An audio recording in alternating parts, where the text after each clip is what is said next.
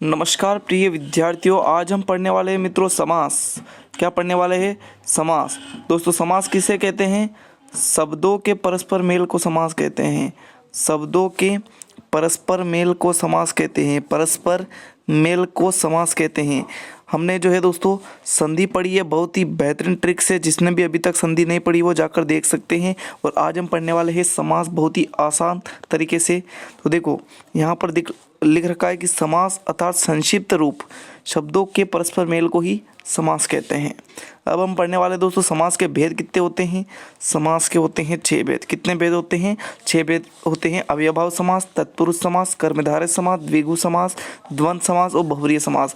एक एक समास हम जो है बहुत ही आसान ट्रिक से हम पढ़ने वाले हैं मित्रों। आपको बहुत ही केवल आसानी तरीके से जो है समझ में आ जाएगा, इसलिए आपको केवल 10 से 15 मिनट यह वीडियो आपको देख लेना है।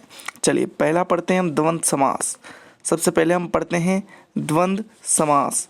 द्वंद्व समास देखो, इसमें दोनों पद क्या होते हैं? प्रधान होते हैं। और योजक चिन्ह इस प्रकार का होता है, साथ में इसका लोप होता है। जैसे कि अन्न और जल, तो अन्न और जल इसका समास विग्रह हो जाएगा, है ना। दूध रोटी, तो दूध और रोटी। माता पिता, इन सब के बीच में आपके योजक चिन्ह आ रहा है, तो माता और पिता। दाल रोटी, दाल और रोटी। आपको ध्यान रखना है जहाँ पर द्वंद्व समास होगा वहाँ पे योजक चिन्ह और का लोप होगा, और का लोप होगा। इसके साथ अगर हम देखें तो फल फूल, तो फल और फूल हो जाएगा। आगे बढ़ते हैं, देखो अव्ययभाव समास, है ना। अब पढ़ते हैं अव्ययभाव समास। देखिए अव्ययभाव समास, जिस समास में पहला पद प्रधान होता है और शब्द की पुनरावृत्ति होता है दोस्तों, मतलब वह वर्ड जो है बार बार आता है। पहले पद में उपसर्ग भी आता है इसमें, जैसे कि यथा शक्ति। इसमें यथा क्या है? उपसर्ग है दोस्तों। अतीन्द्रिय, इंद्रियों से परे है, इसमें पहला पद अवयव या उपसर्ग होगा। अत्यधिक में जैसे कि अधिक से, है ना, अधिक से अधिक, अत्यधिक।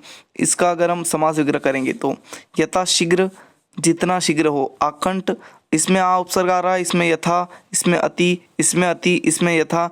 और रातों रात में देखो इसमें शब्द की पुनरावृत्ति हो रही थी, इसमें आपके जो है अव्ययभाव समास होगा। आगे बढ़ते हैं मित्रों द्वंद्व समास। अब हम देखते हैं द्वंद्व समास किस प्रकार, द्विगु समास पढ़ेंगे। द्वंद्व समास तो फर्स्ट में हो गया। द्विगु समास, इसमें पहला पद संख्यावाची होता है, इतना आपको ध्यान में रखना है। चौमासा में 4 दिख रहा है आपको, दोराहा में 2, त्रिभुज में 3 दिख रहा है आपको, पंचकुटा में 5 दिख रहा है, त्रिफला में आपको 3 दिख रहा है। आपको ध्यान रखना है जहाँ पर आपको पहला पद संख्यावाची दिख जाए वहाँ पर आपके जो है द्विगु समास होगा, है ना। कौन सा द्विगु समास होगा? जगह चौमासा 4 मासों का समूह, दो राह का समूह, त्रिभुज 3 भुजाओं से घिरे हुआ आकृति, है ना। इस प्रकार से पहला पद जहाँ पे संख्यावाची आपको दिखे तो वहाँ पे द्विगु समास होगा। अगला है आपका कर्मधारय समास। कर्मधारय किस प्रकार से दोस्तों, यहाँ पर देख सकते हो, जिस सामासिक पद का पूर्व पद विशेषण और उत्तर पद विशेष हो। जैसे दोस्तों नील कमल, नीला है जो कमल। अब कमल की विशेषता बता रहा है कि यह कौन सा है? नीला है दोस्तों, है ना। तो देखो बाद वाला पद क्या हो? विशेष हो, और इसकी विशेषता बताने वाला नीला है कि कमल कैसा है? नीला। तो नीला है जो कमल, नील कमल। महापुरुष, महान है जो पुरुष, जो की विशेषता बताए वह आपके कर्मधारय समास हो जाएगा। आगे देखते हैं मृग नयन, मृग के समान आंखें जिसकी, है ना। लाल मिर्च, लाल है जो मिर्च। पीताम्बर, पीला है वस्त्र जिसका। इसमें अगर हम देखें दोस्तों तो आपके बहुव्रीहि समास भी हो सकता है, क्योंकि पीला वस्त्र किसका होता है? श्री कृष्ण का होता है, श्री कृष्ण का होता है। तो इस पीताम्बर में आपके जो है अगर बहुव्रीहि समास और आपको कर्मधारय समास दोनों दिखे तो आपको जो है पहले इसको जो प्राथमिकता देनी है वह आपको बहुव्रीहि समास को देनी है, और दूसरे नंबर पे आपके जो है कर्मधारय समास को देनी है। लेकिन दोनों ऑप्शन जो है दोस्तों नहीं आएंगे, है ना। चलिए आगे बढ़ते हैं। नोट, कुछ शब्द ऐसे भी है जिसमें बहुव्रीहि समास के होते हैं, ये मैंने आपको पहले नोट करके लिखा दिया है ना। चलिए बहुव्रीहि समास देखते हैं, अब तब आपको अच्छे से समझ में आ जाएगा, है ना। बहुव्रीहि समास देखते हैं। देखो जिस शब्द में कोई पद प्रधान नहीं होता, कोई पद प्रधान नहीं होता बल्कि तीसरा पद प्रधान होता है दोस्तों। इसमें तीसरा पद जो है वह प्रधान होता है। जैसे कि दीनानाथ, दिनों के नाथ है जो अर्थात कौन है? ईश्वर। इसमें तीसरा पद प्रधान है ना। चतुर्भुज, 4 है भुजाएं जिसकी अर्थात विष्णु। चतुर करके आप ऐसा मत कर देना, इसमें द्विगु होगा। यहाँ पर पूरा पढ़िए, चतुर्भुज 4 है भुजाएं जिसकी अर्थात श्री विष्णु, तीसरा पद प्रधान हो रहा है। षडानन, छ है आनन मतलब आनन मतलब सिर जिसके किसके है कार्तिकेय, है ना। दशानन, 10 है आनन जिसके किसके रावण के। तो इसमें तीसरा पद जो प्रदान हो रहा है तो इसमें आपके जो है कौन सा बहुब्रीहि समास हो जाएगा। पीताम्बर, देखो पीला है वस्त्र धारण किए हुए कौन, श्री कृष्ण, है ना। चलिए आगे बढ़ते हैं। अब लास्ट समास है हमारा तत्पुरुष समास। देखो जिस समास में दूसरा पद प्रधान होता है उसे तत्पुरुष समास कहते हैं। विभक्ति के अनुसार कारक चिन्ह भी प्रयुक्त होते हैं, जिससे कर्ता ने कर्म को करण से इस प्रकार से, है ना। अगर करण से होगा तो आपके जो है करण तत्पुरुष समास हो जाएगा, अधिकरण होगा तो अधिकरण तत्पुरुष समास हो जाएगा, है ना।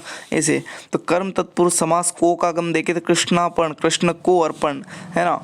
आदर्श उन्मुख मतलब आदर्श को उन्मुख, तो इसमें हो जाएगा आपके कौन सा कर्म, इसमें हो जाएगा कर्म तत्पुरुष समास, है ना। इस प्रकार से देखो कार्य उन्मुख, कार्य को उन्मुख कर्म तत्पुरुष समास हो जाएगा। उसके बाद हम देखिए करण से आता है तो इसमें जो है करण तत्पुरुष समास हो जाएगा। जैसे ईश्वर प्रदत्त मतलब ईश्वर से प्रदत्त, तो इसमें करण तत्पुरुष समास। हस्तलिखित, हस्त से लिखित, से आ रहा है अर्थात आपके करण तत्पुरुष समास हो जाएगा। दयाद्र, दया से आद्र, से आ रहा है तो आपके जो है करण से मतलब आपके कौन सा करण तत्पुरुष समास हो जाएगा। इस प्रकार से अगर हम देखिए संप्रदान, संप्रदान तत्पुरुष समास अगर हम देखें गुरु दक्षिणा तो गुरु के लिए दक्षिणा हम पढ़ते हैं कारक में संप्रदान के लिए, तो संप्रदान तत्पुरुष समास में गुरु दक्षिणा मतलब गुरु के लिए दक्षिणा, इसका समास विग्रह होगा। काक बलि, काक के लिए बलि। घर खर्च, घर के लिए खर्च। छात्रावास, छात्र या छात्राओं के लिए आवास, है ना। तो के लिए के संबंध में आपके संप्रदान कारक प्रयुक्त होता है जिसमें आपके संप्रदान तत्पुरुष समास हो जाएगा। रसोई घर, रसोई के लिए घर, समझ गए होंगे आप, है ना। संप्रदान तत्पुरुष समास जो है आप समझ गए होंगे। नेक्स्ट है आपके अपादान तत्पुरुष समास। अपादान तत्पुरुष समास से अलग होने के अर्थ में इसका प्रयोग किया जाता है। जैसे गंगा जो है वह कहाँ से, हिमालय से निकलती है, वो अलग होने के अर्थ में अगर कहीं प्रयुक्त हो तो वहाँ पे अपादान होता है ना कि करण। तो अपादान तत्पुरुष समास किस प्रकार से होगा, पद, पद से चुक्त मतलब पद से चुक गया, है ना, पद से अलग हो गया तो इसमें आपके जो है अपादान तत्पुरुष समास आ जाएगा। देश निकाला, देश से निकाला, इसमें आपके अपादान तत्पुरुष समास आ जाएगा। आसास पतित, आसास से पतित, इसमें आपके तत्पुरुष समास। इंद्रिया थी, इंद्रियों से अतीत। ऋण मुक्त मतलब ऋण से मुक्त हो गया, है ना। तो अब आपके इसमें अपादान तत्पुरुष समास हो जाएगा, है ना। नेक्स्ट है आपका संबंध तत्पुरुष समास किस प्रकार से होगा इसको देखते हैं। संबंध तत्पुरुष समास का की, का के की, है ना। इसमें आ गया का के की। जैसे कि प्रेम सागर, प्रेम का सागर, तो इसमें संबंध बता रहा है ना। राजमाता, राज की माता, माता का संबंध राजा से बता रहा है ना, किसकी, राजा की माता। अछूतोद्वार, अछूतों का उद्धार, है ना। तो ये सभी संबंध बताते हैं। जैसे कि अनारदाना, अनार का दाना, तो ये सभी संबंध बता रहे हैं। इसमें आपके संबंध तत्पुरुष समास हो जाएगा जहाँ पर काकी के संबंध के रूप में प्रयुक्त हो। कार्यभार तो किसका भार है, कार्य का, कार्य से संबंध है। भार का तो संबंध तत्पुरुष समास हो जाएगा। इस प्रकार से आपको समझ में आ गया होगा। नेक्स्ट है दोस्तों आपका अधिकरण तत्पुरुष समास जिसमें में पर प्रयुक्त होते हैं।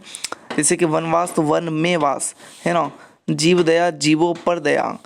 अश्वारूढ़, अश्वा पर आरूढ़, इसमें आपके अधिकरण जो है तत्पुरुष समास हो जाएगा। कर्मनिष्ठ, कर्म में निष्ठ। कला निपुण, कला में निपुण।